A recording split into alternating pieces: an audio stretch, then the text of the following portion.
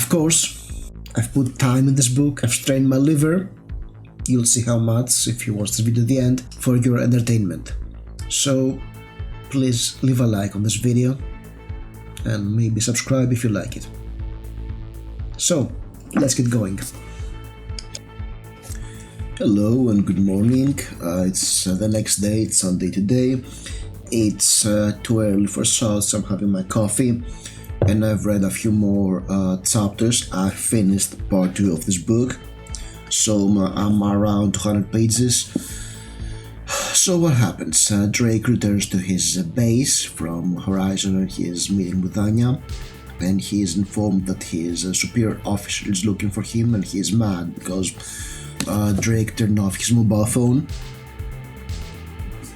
He's insubordinate like that. He learns that from McKnight that the missile that did hit the helicopter was not an old Stinger missile from the 80s. No, it was a brand new Stinger missile that's supposed to be stored in a military base in Afghanistan. And McKnight agrees to go there and interrogate the commanding officer about this situation. He orders Kira to look up for Horizon, the mercenary company, dig in for them, and then we jump to Anya, who is interrogating the one of Kura's men.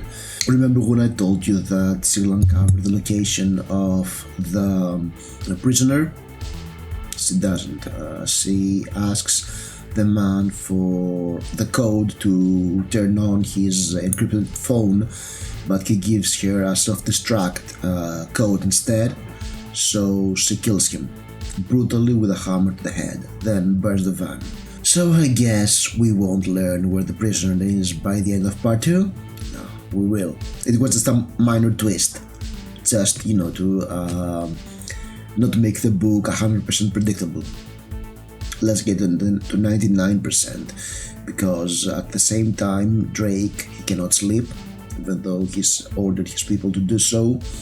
He's drinking his whiskey because he might be a bit alcoholic, or at least enjoy his drink a lot more than he should, and feels guilty about it because he's drinking while on the job, and he's going through the video of that Kuras sent the CIA, as well as all the attacks by his people for clues.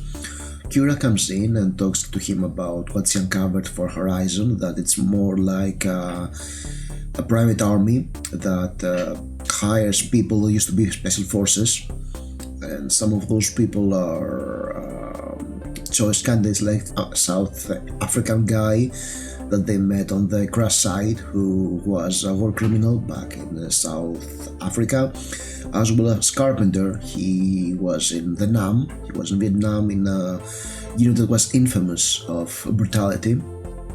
He was cleared of all charges, then sometime in the 80s all of his records lost, so he was probably a member of a Black Ops, has been expunged from the Pentagon. Drake asks her if she can hack into all the Horizon systems, and she's like, I'm not sure, I may get caught, and it's bad if we hack into a DoD subcontractor.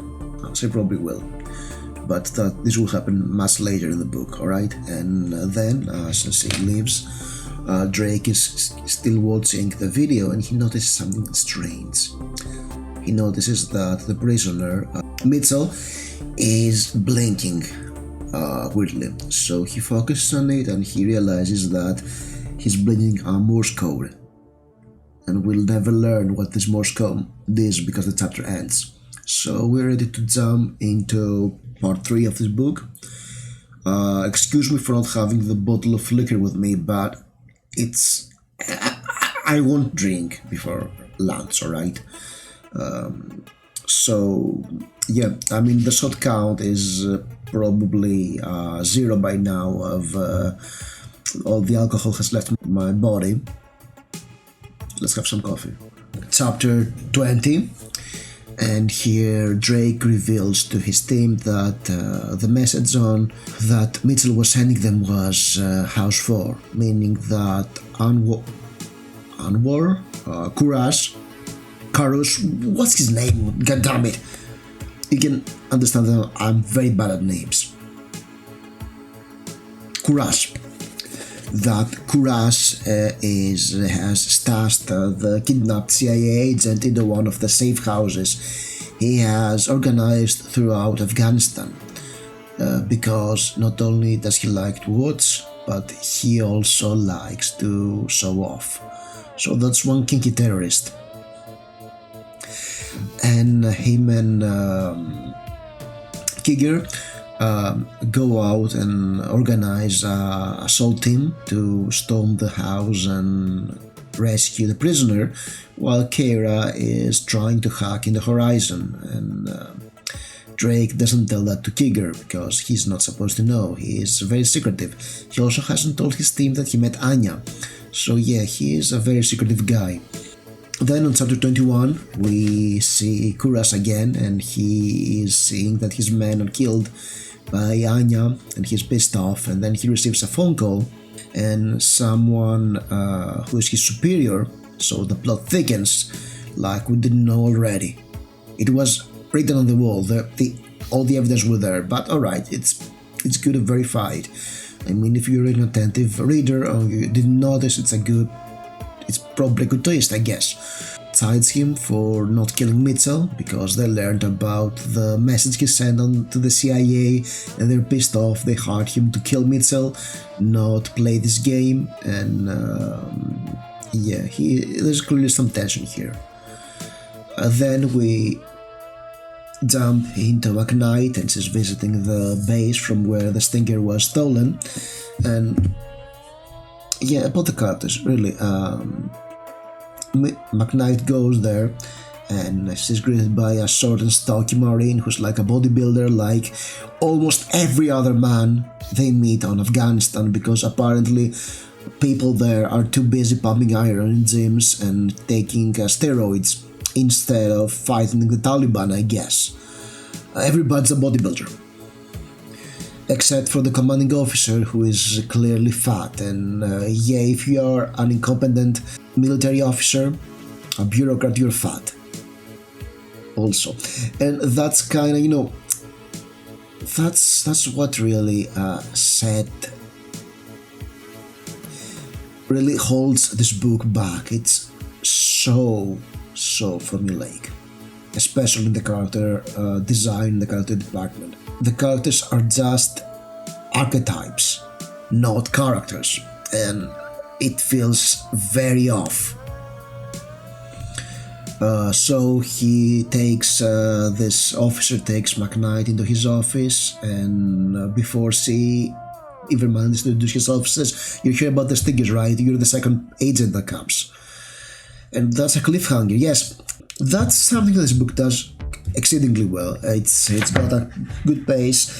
Every chapter is either an answer to a question or a new question, which is very important for thriller pacing. And basically I can read 2 or 3 chapters in a row and then comment from this video. So yeah, it's working. It's getting its feet down, everything is set up, the chapters flow. There's probably a big twist coming in the next 60 pages. Probably Mitchell is dead, and now they have to deal not only with Kuras but his employers, I guess Horizon, and who knows who else in the CIA, because Carpenter had ties to Kine, the villain from the first book, which I don't know what it is about, to be honest, but whatever. Yeah, it's as formulaic as it should be, and maybe a bit too more than it should be.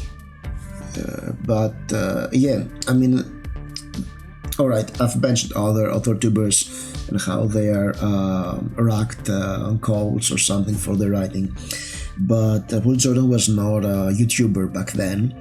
He was just a guy who wrote a decent book. He was a bit player in the big league. I mean, he was published by Random House, by their action thriller imprint. He published 3 books there, So probably they were willing to give this new author who wrote perfectly good action thrillers go and see if they can luck out into a movie deal or a bestseller. I guess they did not, so that's why his next books are published by indie publishers. But yeah, this whole style of book went out of vogue after a while, and probably also movies like that were not all the rage, and that's why he was sidelined. And yeah, a lot of his criticism, I guess, has to do about modern movies, has to do with the fact that his style of writing, this style of work that he makes and he enjoys, is out of fashion right now. And I would hazard a guess that a lot of the things he complains about are bad attempts at fixing the things this book fails to do, adding some quirkiness and some special sauce into a formula. Because this book is a perfect roast with no sauce, up to this point. Alright, the plot points start to fall into place.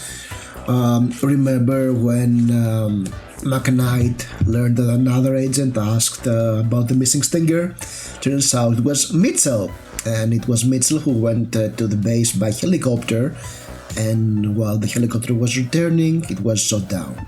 She also learned that the missing Stinger never went to arrive at the base because the base, the NCO of the base has received a forged receipt, and a Stinger launcher and 3 rockets were missing.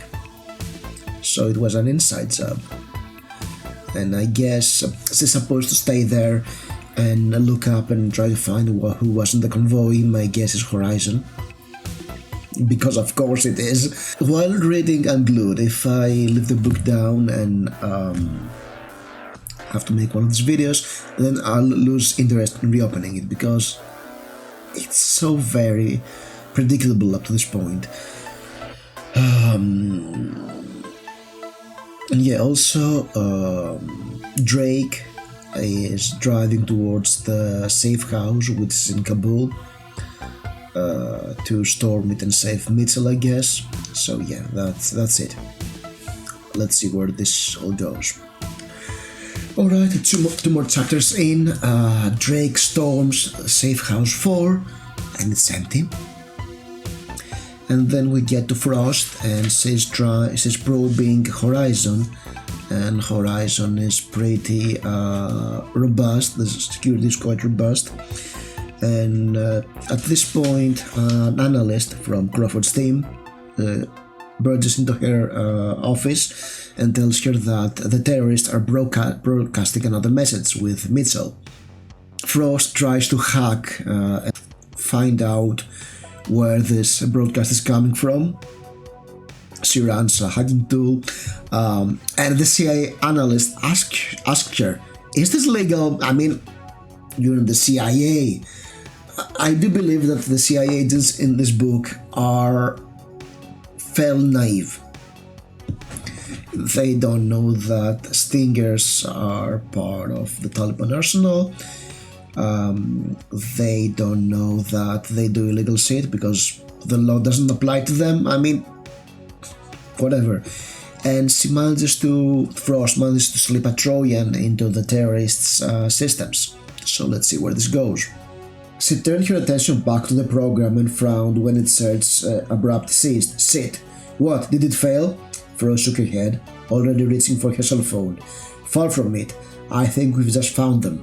And that's where it ends. So that's, if you ever want to write a spy action thriller, this is the way you write.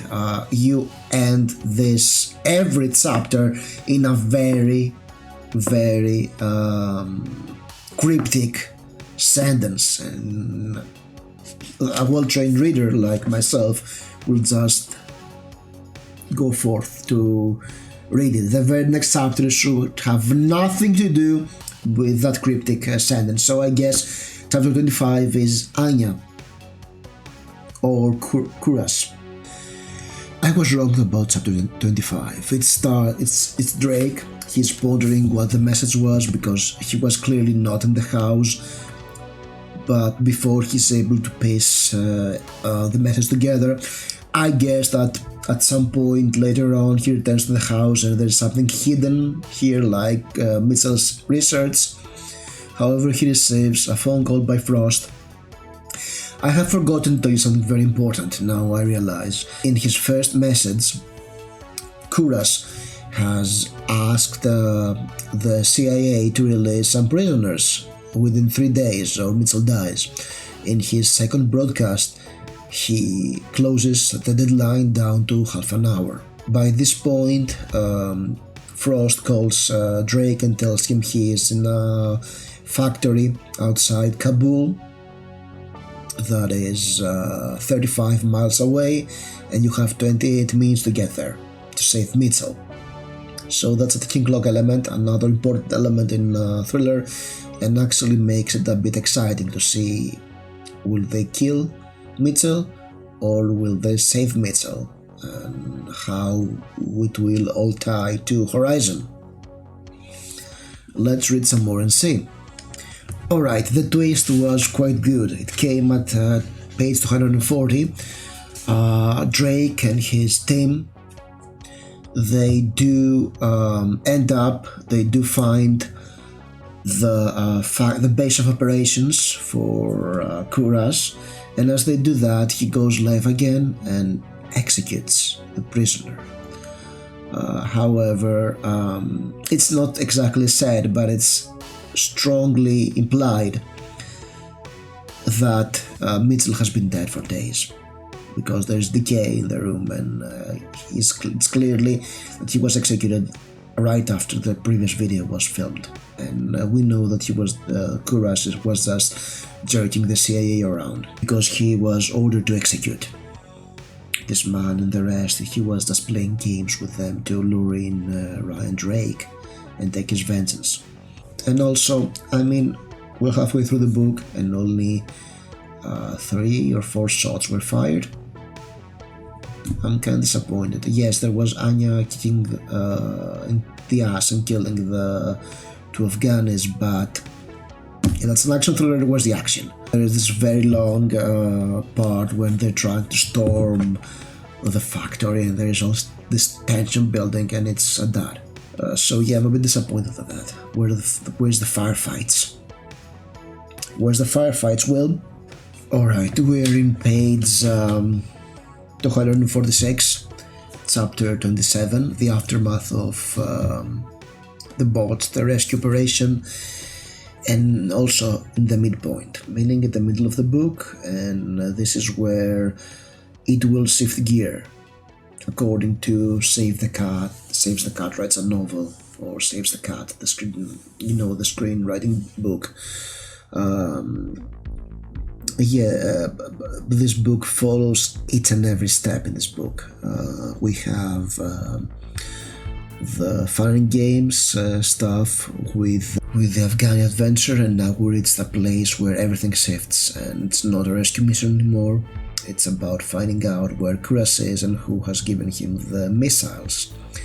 However, as Drake is briefing his superior officer, he's told, you should return, let other people deal with this, you're a rescue mission, you're a rescue team, not a vigilante team. Get back home. And he, of course, is insubordinate, so he's ordered to return, and he's relieved of his leadership, and McKnight is assigned the leadership of the team and is supposed to have the team escorted back to Washington. But I guess Drake is not gonna take it, and he will escape and go rogue and have all this man against the system trope that is so often employed in this kind of books. So let's see where this goes, because I guess the main point is Drake going rogue again.